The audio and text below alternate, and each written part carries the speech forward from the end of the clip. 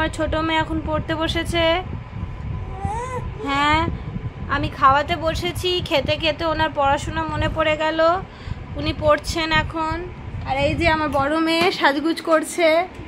হ্যাঁ, তুমি কি করছো? সাজুগুজু। গপু দাদা কমতি রেখেছিল? গপু দাদা কিছু কমতি রেখেছিল?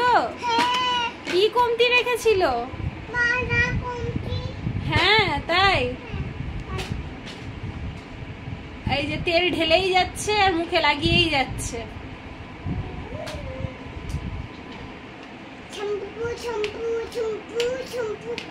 চলে এসো, এদিকে চলে এসো, এদিকে চলে এসো।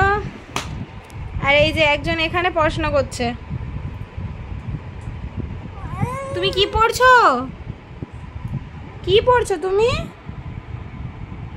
কি গো?